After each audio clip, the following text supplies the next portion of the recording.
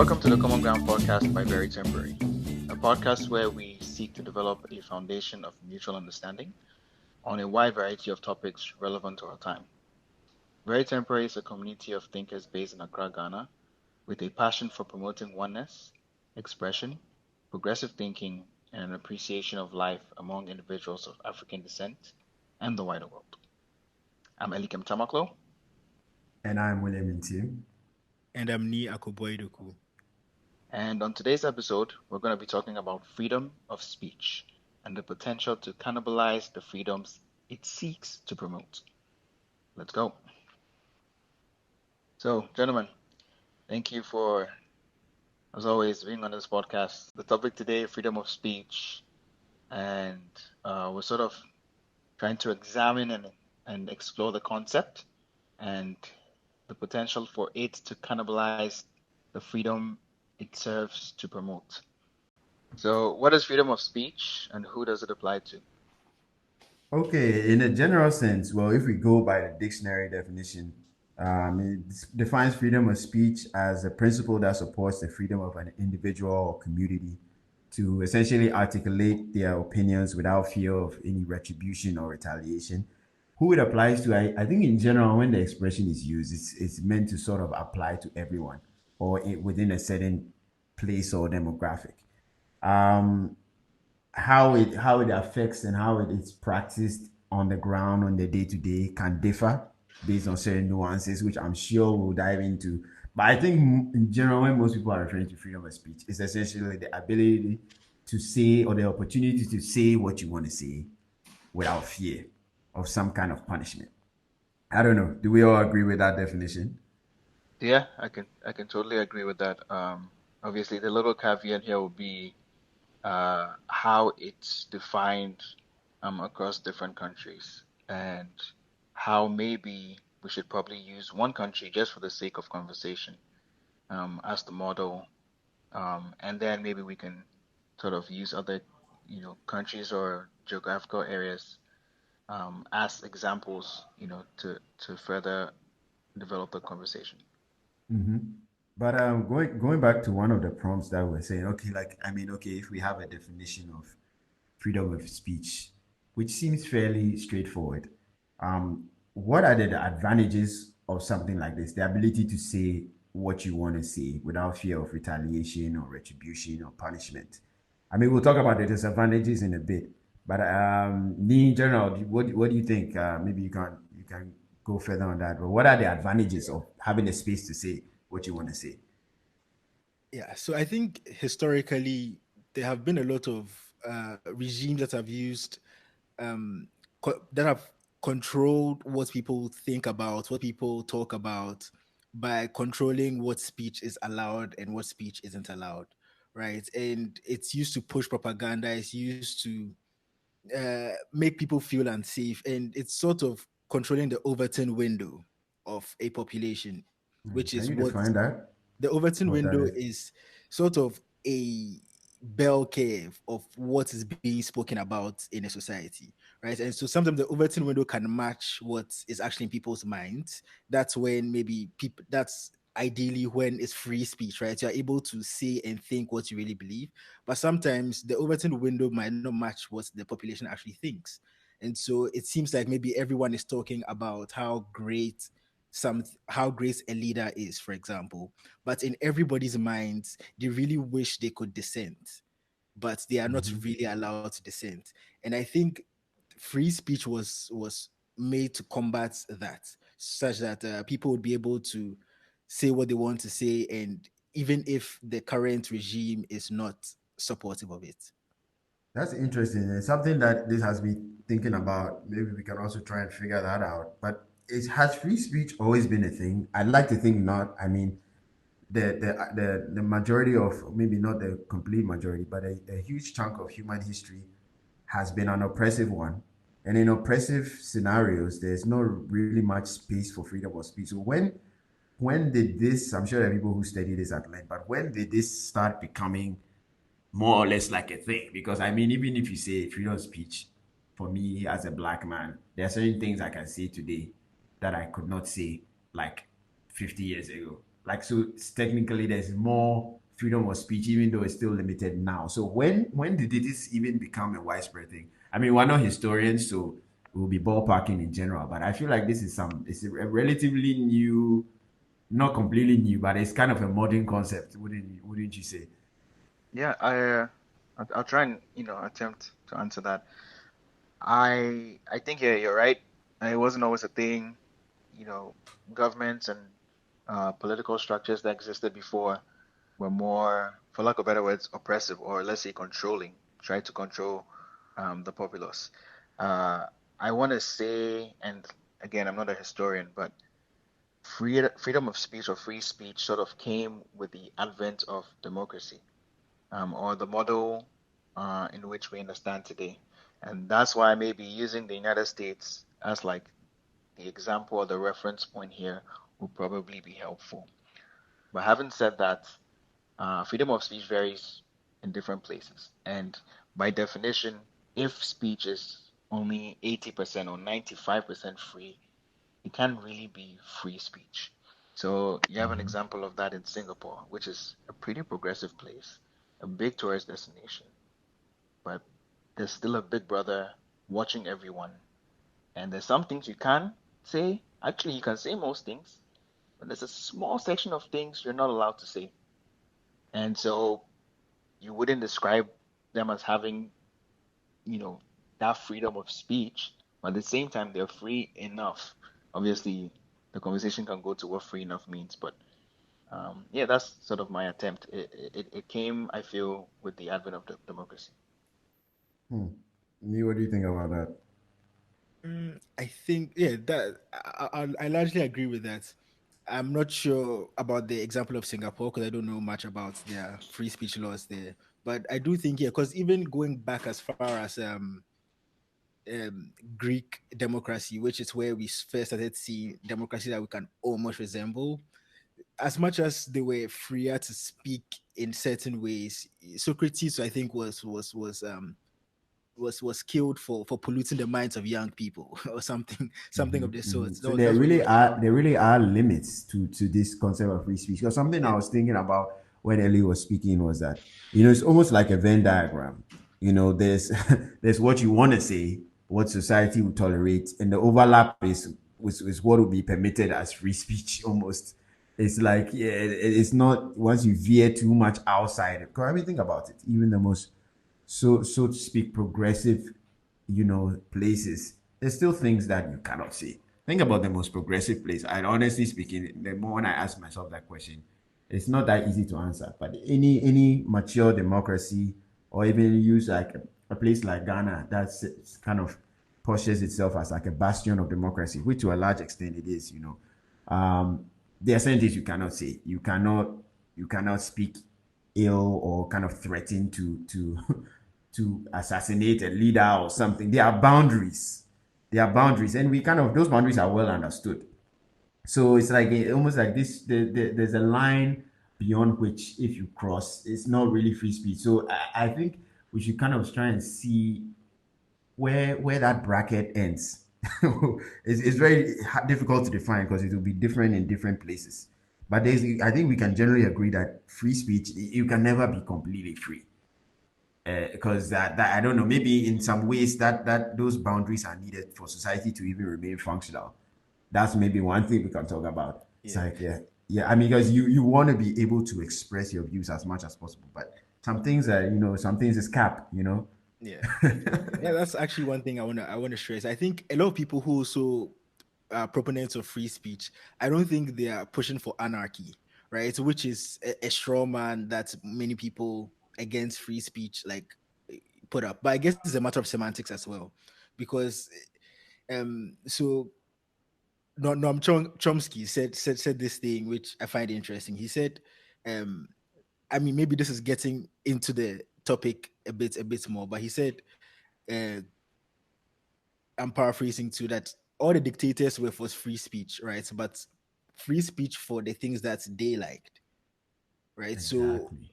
when again, like when is it really not free, and when is it a good idea? So I think a lot of people currently are just asking for a widening of the scope of discussion, right? That Mm-hmm. certain things Mm-hmm. shouldn't be considered sacred, right?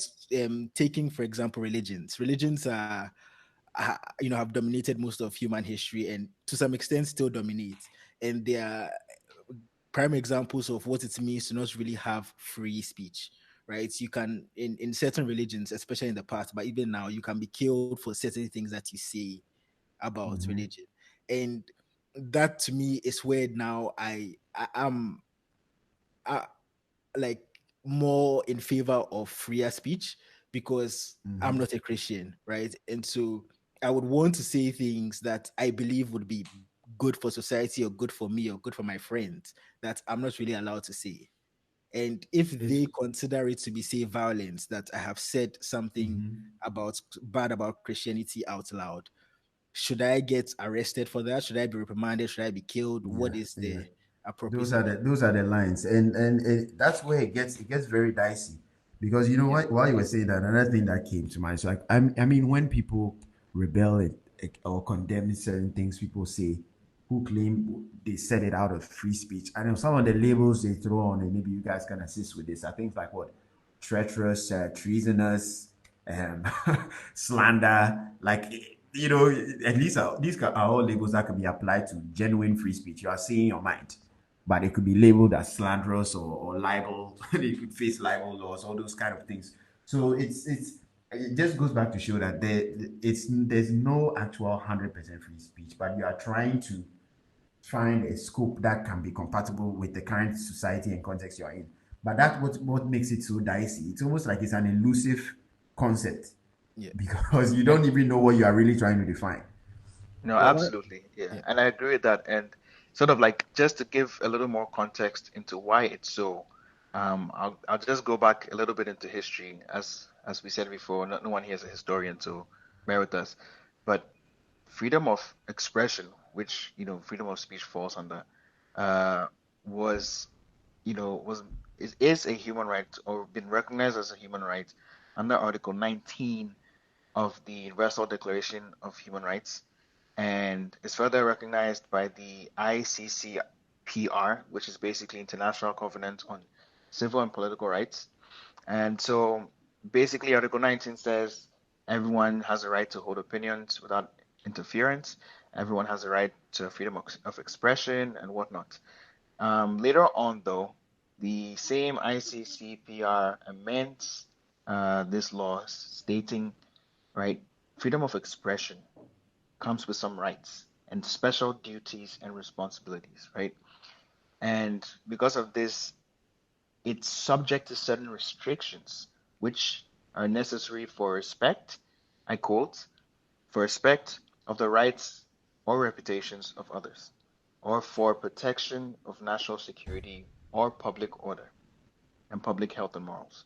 So it's it's not a secret that it's not absolute. Like nothing really can be absolute, and for good reason too.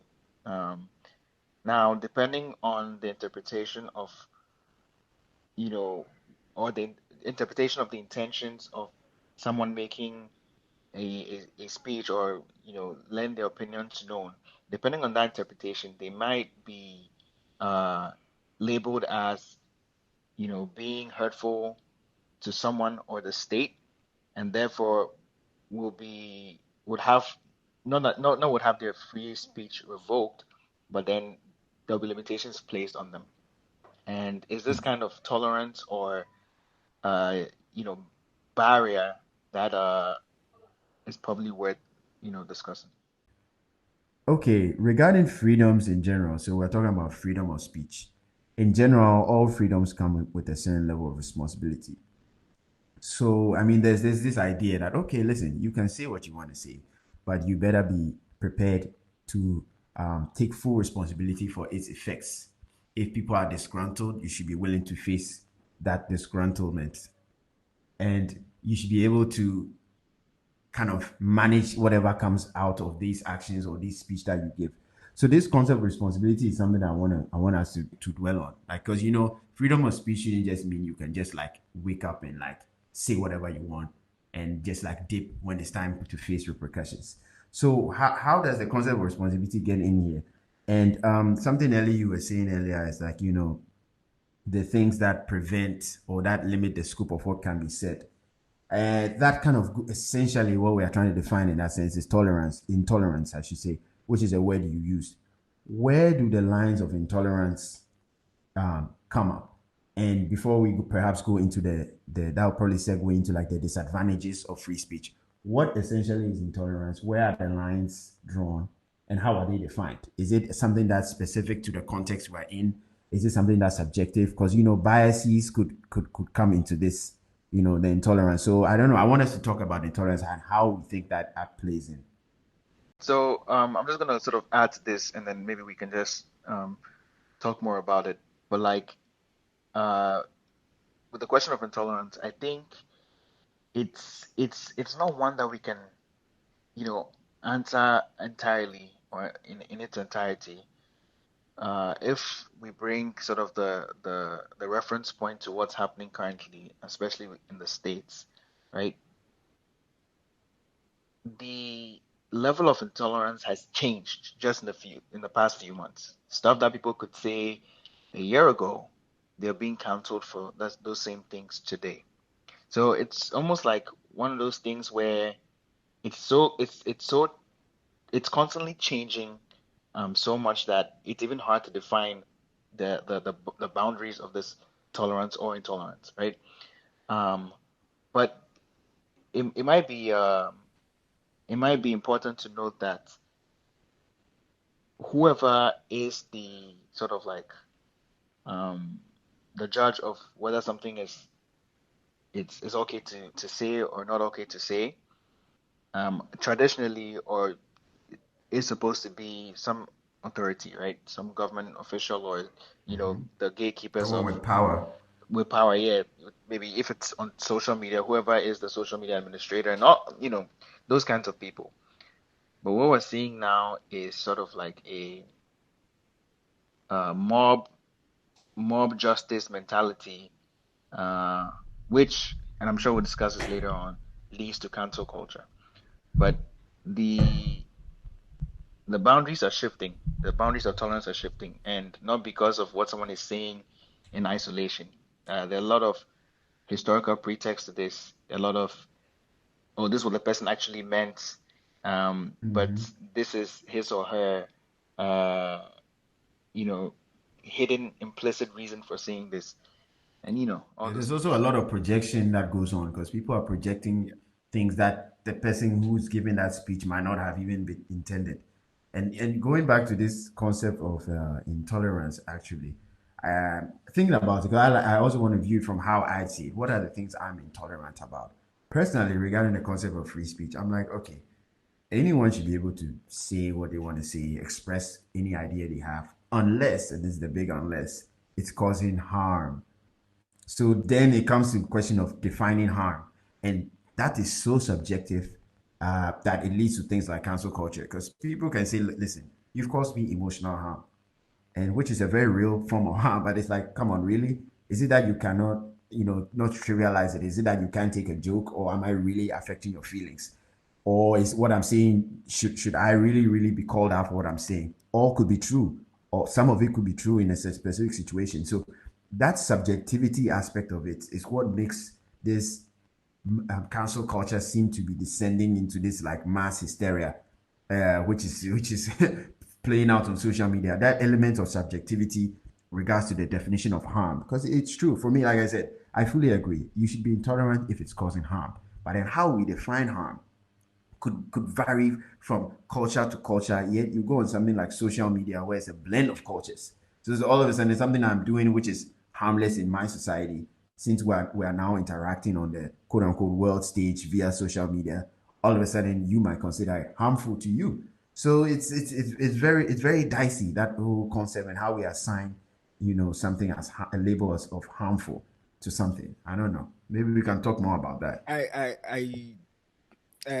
I hear you on that. Like I agree with that in the sense where honestly, I even think if I were to design a society from scratch, I would prefer the onus be on people who are listening, right? To take responsibility for how they interpret what someone says. I than like that. I for the like onus that. to be on the person speaking. Although one thing that I hear often when I say that is, oh, but X has a platform, X has a bigger platform than That's me. also true. And yeah, which is also true, so it's hard to make that happen now, but ideally that's how I think the direction we should be moving in, because I believe very much in like intention, right? Intention changes how what someone changes the meaning of what someone meant, right? If someone bumps into me by accident, just walking away should be fine, right? But if they bump into me on purpose, then I should get ready to either defend myself or run away. And so Mhm. intention really matters when it comes to speech. But again, because it's difficult to find intention, know someone's intentions, what William said applies. Like we project our intentions sometimes Exactly. onto other people, and it makes it very difficult to discuss issues. Yeah. A So a lot of recent mind reading example. going on. Exactly. A recent example. I mean, there was something that came up with James Harden. I think he had a bandana over his mouth, and it was like I didn't even know this, but apparently it was like it would look like an American flag, but in blue, and he just had it over his mouth, and like people started more or less cancel culture, roaring its head, saying he's cancel, he's supporting Blue Lives Matter. Turns out that bandana or whatever or blue American flag is a symbol of support for Blue Lives Matter. And like James Harden came out and was like, listen, I didn't know, more or less said, like, listen, I didn't know this. I was just like covering my mouth. Like I thought it was a cool bandana, something along this. And so you see clearly like what you were talking about, intention versus projection. It's Yeah. that and I'm so glad that we have highlighted those two things in this conversation because it seems to be at the crux of it. It's like the intention versus the projection. Harden's intention is like, listen, like we're in this bubble. I'm just covering my mouth because like it's COVID season, and social media is like, oh, he supports Blue Life, and they cancel him faster than they would research his intentions. You see, and that's something because that's something we could talk more about, like the effects of this, because sometimes the damage is irreparable. Yeah. Sometimes a sorry after the fact isn't enough. So, but people still aren't willing to take a measured approach to their canceling. So just something I thought that was a very good and recent example that highlights this tension between projection and intention. And I think that is pretty much at the heart of this whole cancel culture era. Even though sometimes the intention does match the projection, and some people probably should get the fuck out of here. But for the most part, just so that it doesn't become toxic. You can't be the judge, the jury, and executioner all on social media. Like there has to be some external information factored in. Yeah. I mean, yeah, I definitely agree with you. There's definitely some delta between intention and actual action, or rather projected intention. Um, what I discovered in this whole cancel culture and the freedoms that people are allowed to have, quote unquote, is they hold people with power, any type of power, to a higher standard, right? And this standard is you should know. We live in a social media era. Mm-hmm. We live in the information age. We're like we're deep in it right now. You should know, right? In Harden's case, it seems very trivial, but at this time, during this period, with all that's going on, I guess people's argument is you do not know that what you're covering your face with or your mouth is a Blue Lives Matter flag. If you believe Blue Lives Matter, I personally think, well, go ahead with it, as long as you're not opposing what the main deal is. Um, it's almost like taking a Confederate flag and covering your face with and saying, "Oh, I didn't know." It's almost inexcusable, right? It's not Mm-hmm. the same things, Well, obviously, so because I'm comparing. I'm not trying to compare Blue Lives I want to Matter ask flag this to. question before Yeah. before I, before I I Ni, it seems like you have something to say, but let me toss this question in before you go in. Is it fair to expect famous people and people with huge followings to know this? I mean, they are regular human beings. James Harden didn't become famous by like claiming to be well versed in political and cultural issues. Like he plays ball, like and No, he's good at it. So I like I agree. agree Yeah. with what you're saying. I'm just playing slight the devil's advocate, but I agree that if I was in a position of influence and had a following, I consider it my personal responsibility to know what's up. Yeah. Because I mean, it comes with the territory. Hmm. It comes with the territory. So I'm definitely not making excuses whatsoever. But Yeah. I just felt like I needed to toss that question in. Is it fair? Is ignorance what's the word I'm looking for? Is ignorance allowed? I guess it really isn't, to be honest. You should know things, especially when it's such a pertinent issue of the now. But I don't know. I, Sometimes And it's a balance, you know. yeah, I'm more okay. let me land real quick, Nee, and I'll give you a chance, Sounds real good. quick.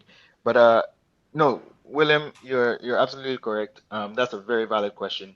And actually, where I was going with what I was saying was actually going to end up saying that because uh, I'm not necessarily saying he was right or wrong. Honestly, I have my own opinions, but I'm just trying to sort of track the thought process in all of this. Um, Now, in the case of Harden, or whoever like is being, called to question or being held accountable, right? And this is my personal opinion here. If you are in a position of power, knowing what that power can do, um, the onus is on you to know more and do better. Mhm. What Because did Uncle Ben say again? I was literally about to say that. Go Like for it. Shout out to I, Uncle I Ben. Go almost for don't it. I almost don't want to say it because it's been overused, but No, the but it's shit is so true. relevant. Yeah, with great power comes great responsibility. And yeah, it is true because even when you It's don't true. intend on doing it, whatever you do, people are watching, people are copying, people are taking notes. You are an influencer, Mm-hmm. whether you like it or not. It's the way it is, you know? Mm-hmm. And Mm-hmm. so that's my personal opinion. And just to sort of like conclude real quick, Nee said something about the onus of, figuring out the intention, being on the person who claims their feelings are hurt. Interpretation. Interpretation of the intention, right? Yeah, interpretation. Exactly. Yeah. Okay, yeah.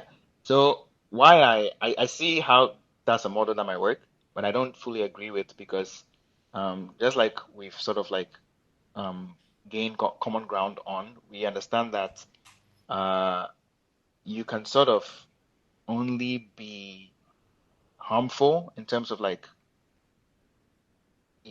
especially when it comes to like issues of like racism and stuff when you have the power in the situation, right?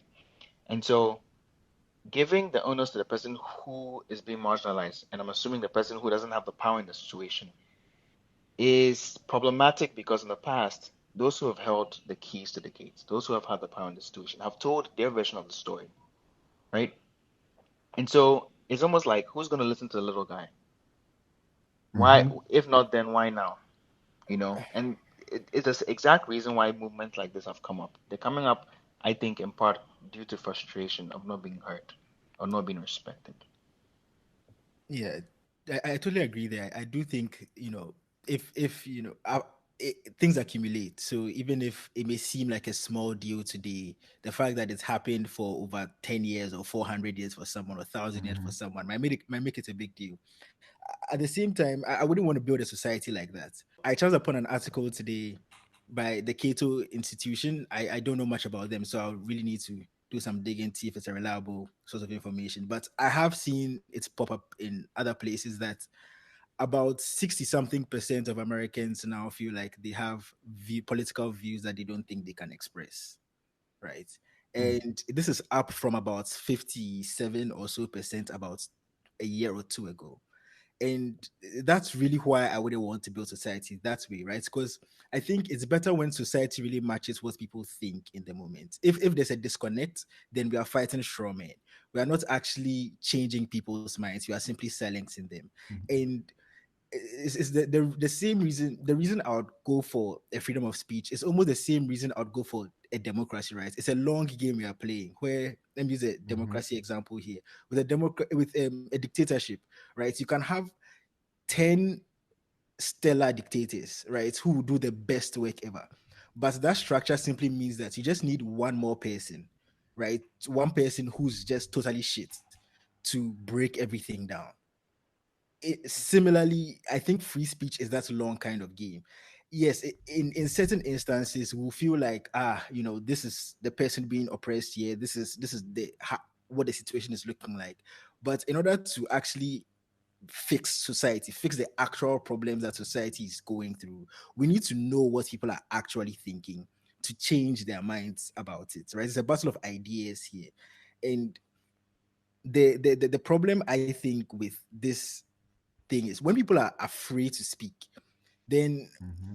it we limit conversation, right? Yeah, it hinders dialogue, actual dialogue. Exactly. Some of the, this is just an opinion of mine, but some of the most brilliant minds on some of these issues, when they speak about it, the nuances are so deep on both sides, right? The nuances are so Mm-hmm. deep that you could have a conservative and a Democrat who are great friends who agree on maybe 99% of things and disagree on 1%. However, I think it's getting to a point where even if you have one view that seems counter to what is the generally accepted view, you are placed into the other camp. There's a lot of labeling going on and sort of jumping to conclusion assumptions, the projection about what people think. And that's Mm-hmm. why I think it's not sustainable. Yes, we may think there are some people who deserve it more than others, but I don't think it's a sustainable way to build a society. And it could also be misleading too, right? Because you only really need one person and a mob of well-meaning people to make it seem like people don't think, like to make the to shift the Overton window.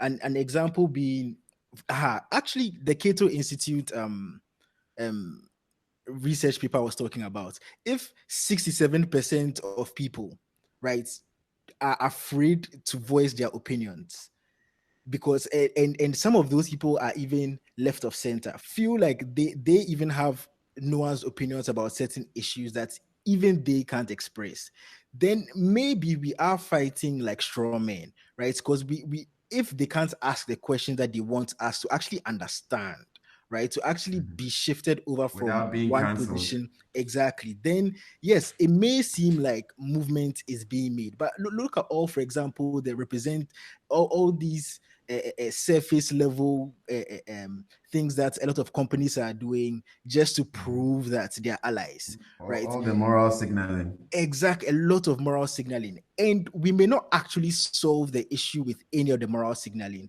but that's where the incentives are facing. The incentives are saying nobody actually cares if you're actually solving the issue. Nobody read the statistics properly and see what you can do better about it. But if you show that you're not allowing this to happen in this way, then you are part of the good people. You're an ally now. It's almost like an easy checkbox for people to be Mm-hmm. allies, Mm-hmm. because there's clearly the side as the good people and clearly the side as the wrong people. And so yeah, my problem here is it's not even just about the fact that it's hard for people to speak up, but it'll make it even harder to solve the actual problem. And so now let's say things get 75% better or 95% better or even 99.9% better. How would we know? And how would we say, okay, now it's time for us to be okay with each other and to be all cozy with each other because we have largely solved the problem? It almost seems like if we keep going down this virtue signaling route, we may not actually get to the issues So you mean we could get to a hitting point people. where there could be some harmony, but is that harmony real, or is it are they pretending? Yeah, Do they really think Black Lives Matter now, or are they pretending? yeah. But that makes a lot of sense. But the fact is Black lives do matter. So like if you are Exactly. pretending, you should pretend. Like yeah, For like sure. For if sure. you are pretending, you probably should pretend. But I understand a healthier way to go about this will be to get those who do not think Black Lives Matter, or those who are people who are abusive towards women and just people in general, to realize that their behavior and viewpoint is actually wrong, because that is probably sustainable, because then maybe they will teach their kids, and then their kids will teach their kids, and maybe slowly you wipe out racism, you wipe out sexism, and then all this kind other sorts of oppression. But that is a longer game, which is why I think you were alluding to something, or that something about that being the longer game. But I don't know, Ellie, do you want to weigh in on that? Like, Yeah. what would you rather have, people pretending indefinitely or fostering dialogue? Before you go ahead, I want to say something as well. There's also the very real possibility of people who are just going to be bigoted for life. And if you're going to be bigoted for life, well, you damn better pretend that you are not. Or if not, we'll get you the hell out of here. So that being said, I don't know. Ellie, do you have anything to add to that? Yeah, definitely. I have a few things to say. So, with a lot of these movements, the aim is essentially to call those who are in power, to make them sort of realize what the situation is and, call them out, essentially. Do I agree with cancel culture 100%? No. Actually, maybe I agree with it only half, you know. Um, is it achieving what it set out to achieve? Yes. I mean, it's not a government organization or some kind of company where things are like structured. Obviously, there are going to be people who are called out that are not supposed to be called out or who deserve a second chance. Um, and mind you, before I get into the whole thing of collateral damage, mind you, people were cancelled and essentially came back to life. They tried it with Morgan Freeman. They tried it with Aziz Ansari. I mean, some people have that social, capital or social credit. Epstein did not. Uh, was a Mm-hmm. dude who we've forgotten his name, but he was a big movie guy. Um, Weinstein. Weinstein did not. You That know, was his name, right? I don't even Weinstein, remember. But go yeah, ahead. it was his name. But let's go to the topic of collateral damage, right? Now, with anything from negative stuff, pernicious stuff like the prison reform, quote unquote, to innocuous stuff like Medicaid and Medicare, there's always going to be collateral damage. There's always going to be people who slip through the cracks. Now, if that number was 50% of people, like one in two, then okay, this policy needs to be thrown the heck out, right? Now, you talking about collateral damage in this instance is almost like saying, I'm going to focus on the minority who are being tossed out because of this movement. It sucks, and we should probably work to mitigate this, Mm-hmm. to make sure it's, To there's minimize as that little, as yeah, much as minimum possible. as much as possible. But I mean, it's like almost asking too much from a movement that was birthed out of, you know, the whole, you know, conscious or the consciousness of like pretty much majority of the world being aligned, and you want them to be thinking about, basically Mm-hmm. you're putting the onus of all this too much on them.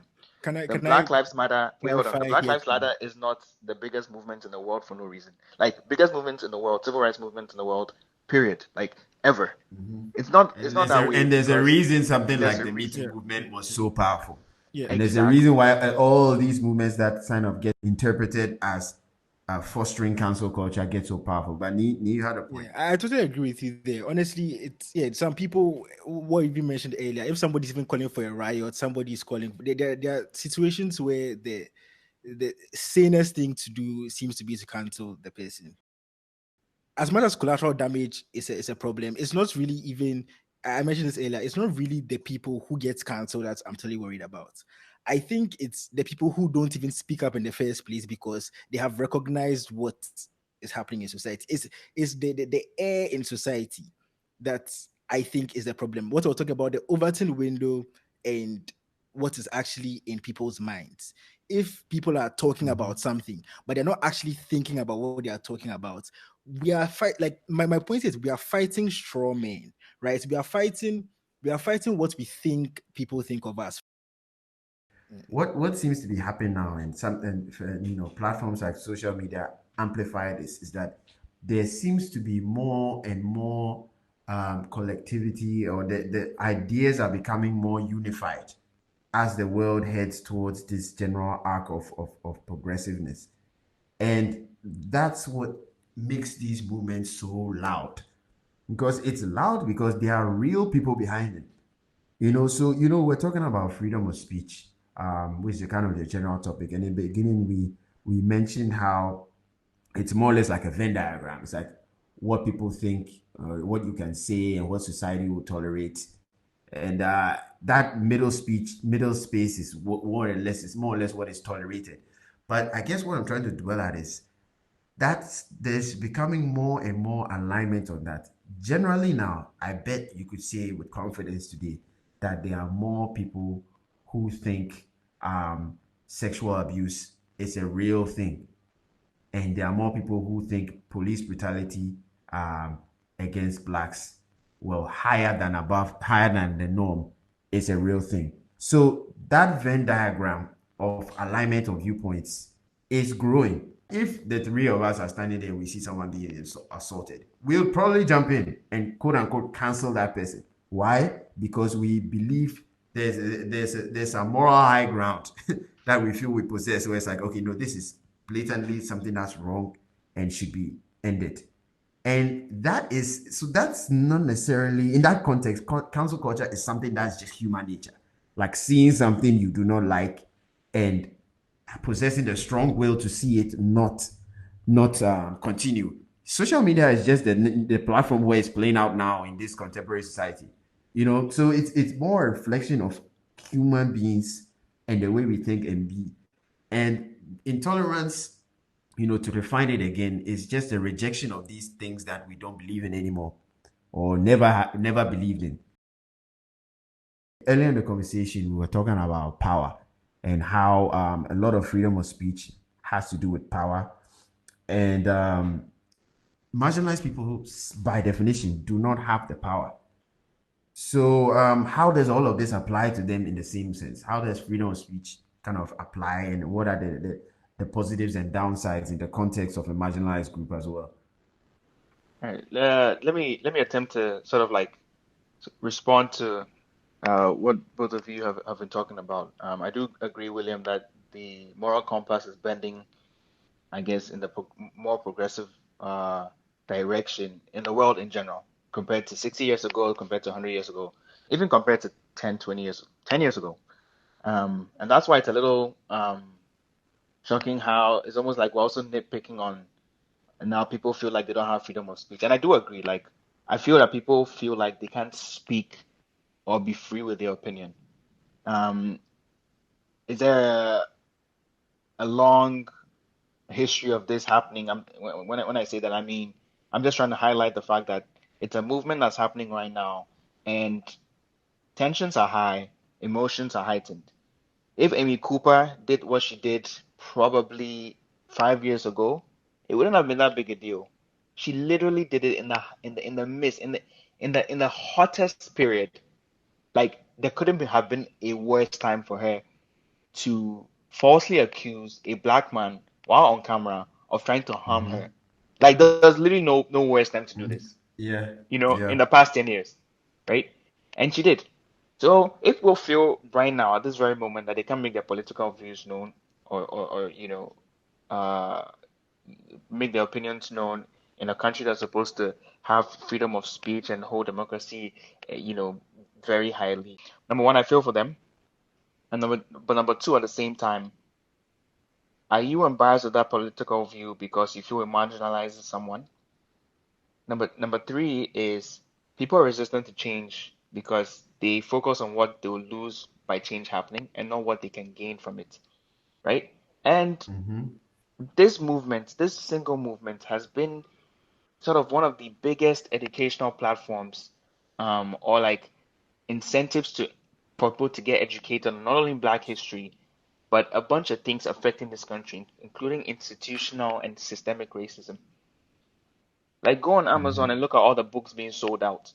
Finally, the consciousness is changing, or moving to a place where people are trying to understand what actually happened. So when you talk about history not really playing a role, I disagree highly because yes, it does, and it always will play a role. Imagine starting out in a country with people who try to declare themselves free from an oppressor, only to turn around and be oppressed. And then you come, what, a few hundred years down the line, and the group that was marginalized before, the same group that helped you gain independence and fought on your side and were subjected to slavery on farms, that same group is still pretty much at the same place. Things haven't, changed much, and you expect people not to, be angry, and I mean, I do agree with you.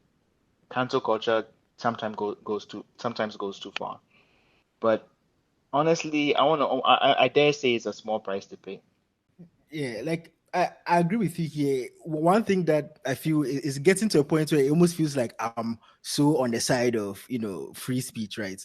I totally agree with what you're saying here as well. I think it is, there are some parts of it that are small prices to pay. But again, I'm thinking of it in the long game. The French Revolution was a populist revolution that replaced one tyrannical oppressor with a different one, right? So, in my opinion, everyone can be wrong. It's very possible whatever we call the collective consciousness that is shifting could be totally wrong, and that is why personally I would prefer conversations happening at all parts than A more simply nuanced approach, because exactly a more nuanced canceling is approach. not necessarily nuanced. And one thing I also want to mention is the looking within myself. I mean, I like to think I'm evolving and learning and changing my views every day. There are certain things or viewpoints I had that I was ignorant about that have changed. Perhaps, like, if cancel culture was more of a thing 10 years ago, like, I might have been cancelled or not. Maybe it was not that big a deal. But the fact that I wasn't has afforded me the opportunity to become a better person, to the point where I'll even advocate for some of these progressive movements. So I think I'm starting to see what Nee might have been alluding to, in a sense also, where it's like, listen, you don't want to risk alienating potential allies, but at the same time, going back to what we were saying earlier, do you really even have the right to be ignorant when you have power? It's actually something very funny. Like, it's actually something very funny that I speak about with my friends all the time, because as when we're in grade 8, about grade 8, I remember I was pro, homosexual rights, because at the time it's not by any genius of mine, but my mom happened to do work in those sectors, and so I thought, if it's natural that some percentage of the population is homosexual, it should be normal, right? And we had a debate in class, and I was this only person in the entire class, right, that was pro homosexual rights. So, and this was not more than what, 10, 15 years ago, right? Almost all of those people now, when something happens and there is this, someone who they found out to not support homosexual rights, they jump on this person as though they were saints. They've been saints their entire lives, and I'm like, and that's the only story I've been able to use to convince a few people that no, the goal here isn't to jump on them and to say you're a bigot That's simply true. because this is what you believe, because you believed exactly the same thing less than 15 years Mhm. ago. Tying this back to the whole concept of free speech being able to say what you want to say. And I'm trying to trace the pathways of how the convo led into this cancel culture era. I think we were kind of viewing it as cancel culture as an attack on freedom of speech. So let's kind of try and tie it up in that and say, listen, is cancel culture an attack on freedom of speech? Any of you can, like, jump in on that first. So I'm gonna jump in here, and contrary, it might seem contrary to a lot of things I was saying, but yes, I don't think it's a direct attack, but I think that's what the the result might be. Now, is that such a bad thing, especially in the grand context or scheme of people who have suffered generationally, and that one person who has a kid and does not want the kid to continue suffering the way she or he and his many ancestors has have suffered. Is it a big deal? I want to say no, not really. If you feel like your freedom of speech is being impeded upon or being subjugated or whatnot, I don't think it's that big in the grand scheme of things. Having said that, though, I do totally agree on having more nuanced arguments. And my also follow up to that is we should also, take a seat back or a step back rather from social media and the many voices that are, it can almost be overwhelming sometimes. There are spaces which I know Nee and William, you probably know of, where people are having intellectual conversations and have very different opinions, very nuanced arguments that are going on there.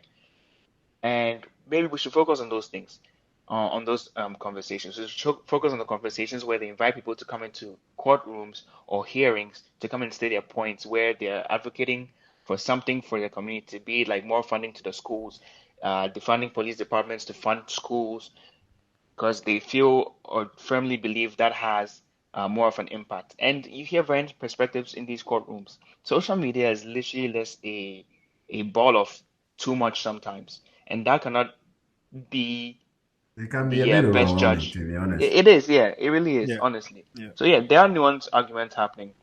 Number one, and number two, freedom of speech at the expense of someone's life, someone's livelihood, someone's freedom, and I'm talking about the school prison pipeline. It's a small price to pay. Me?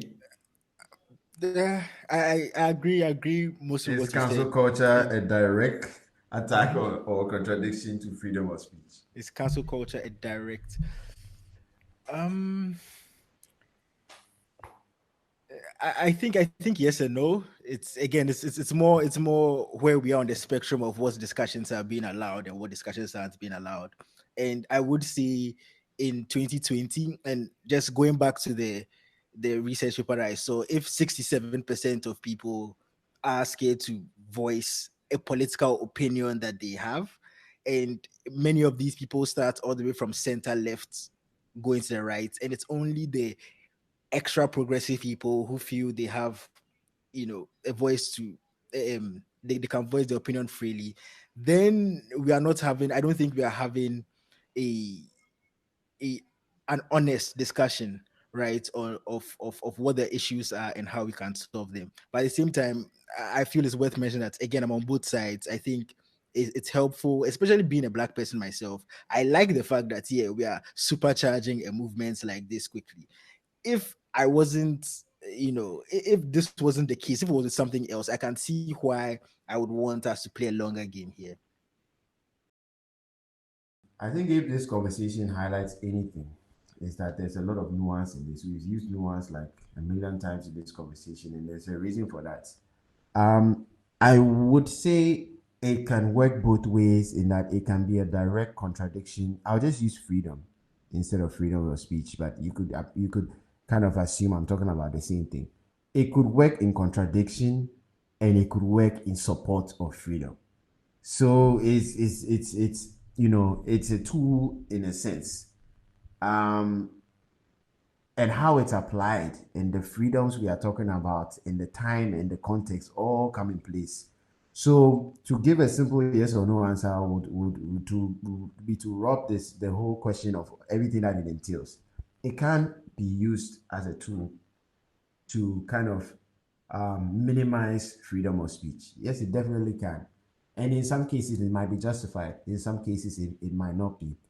Uh, it can also be a tool to amplify freedoms.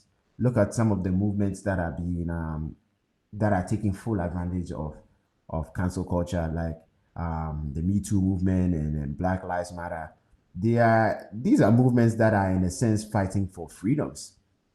So the question really depends on the side that you're on. On Are you on the side of the oppressed, or are you on the side of the quote unquote oppressor? Um, and that might be a healthier way to answer the question, because right now we've segued a lot in this conversation, and that's for a good reason, because there's a lot to this question, a lot to the whole concept of freedom of speech. Um, I think we initially started off with trying to kind of define what freedom of speech was, thinking about the advantages and disadvantages, which were further highlighted in the extended conversation before we went to the whole concept of intolerance. And it all goes to show that it depends on the side that you're on. Intolerance depends on the side that you're on. The advantages and disadvantages of freedom of speech, of unfettered free speech, depend on the side you're on. Even what freedom of speech is, in a sense, depends on the side you're on. But in the current context, I would say that most of the movements taking full advantage of cancel culture would probably end up being on the right side of history. Cancel culture can be co-opted into a very like negative place, and I think that's what we are all very wary of, particularly uni, because you were hammering down on that point, and it's much clearer to us now after having this conversation that yes, today the things cancel culture is on the side of are things that we might support. I mean, who doesn't want to see abuse against women minimized, and who doesn't think Black Lives Matter? Yeah, we agree. But what happens when the movement is co-opted into something more toxic? because I think Ellie made a point about how the conversations have to do with the room. You don't have to read the room. But then we arrived at a point, a question, a very profound question is what happens when the room becomes toxic? For now, I don't think the room is toxic, but I can definitely see it getting there. And maybe we'll just have to be on guard till then because drowning out the conversation with our fears of could this be co opted into something negative kind of distracts from the current situation. So just a thought. I'm not sure if that answers the question because it's you. I think it's very difficult to get a firm answer on this. But yeah, that's what I think. Yeah, I think you hit the nail right on the head. I agree with many of the things you said. And an analogy to sort of paint what I see cancel culture as right now, as I've also made known that I do not agree with 100% of it, but I see cancel culture as a sort of like fire, right?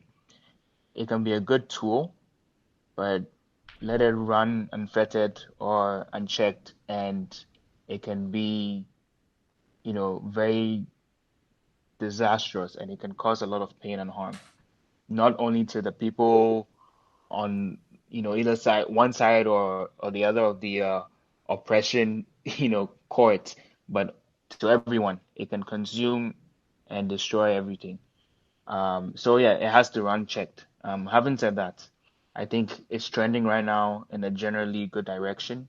But no matter what the policy that comes out, like be it like a policy to help people or a policy to subjugate people, fact is there's always going to be some collateral damage, and nothing or no one is, or let me rephrase, not everyone is going to go unscathed. Doesn't matter what the intentions of Mm-hmm. the policy are. So yeah, things are going to go south, but hopefully we learn from them in the future. Yeah, that's a good point, and I to a large part, I agree with every most of what you guys have said. I find it a little sort of unfortunate that there's a lot of intellectual firepower in 2020 that we are missing out on because of cancel culture. But at the same time, I can see why when we look at the bigger picture of where society wants to move to, why this may, in some sense, be a good tool for us to shut out the distracting parts of conversation so that we can, focus on the parts that mean the most. Although I would still call for people to be more open to discussion because, even for trying to solve a problem that, you want to solve, somebody else may have the right answer. And it's good to listen and learn. Awesome. Okay, one more point I want to make on this is that in general, freedom of speech is a beautiful thing. It's a great thing. One of the main factors that birth our democracy as we know it today. In general, people should be able to express their ideas without fear, because that's how the most brilliant ones rise to the surface. Of course, freedom of speech should be limited when some of these viewpoints cause harm, but like we said earlier, it depends on which side you're on, and harm can be defined so differently depending on your experience and your upbringing and how you generally view life. So, in general, just want to wrap up by saying freedom of speech is a great thing, and it's something that should be celebrated, and something that should in no way be stigmatized. So yeah, And so we've come to the end of this podcast, and I think we've been able to find some common ground on the fact that freedom of speech is a central tenet to our democracy as we know it today. And in speaking on how it relates or affects, uh, you know, cancel culture, I think we'd be able to arrive at the conclusion that cancel culture, yes, affects freedom of speech negatively, but the general trend is in the direction of progression or progressiveness. And I think Nee mentioned or spoke briefly about how some people's viewpoints during this time may be stifled because of said cancel culture. But we've also been able to establish that there's a time and place for some conversations, and that some, although they may have good intentions, end up detracting from the main topic, um, be it Black Lives Matter or any kind of movement that's going on right now. So, yeah, I think we can conclude having found some common ground. And thank you all for listening. It's been a pleasure as always, and peace.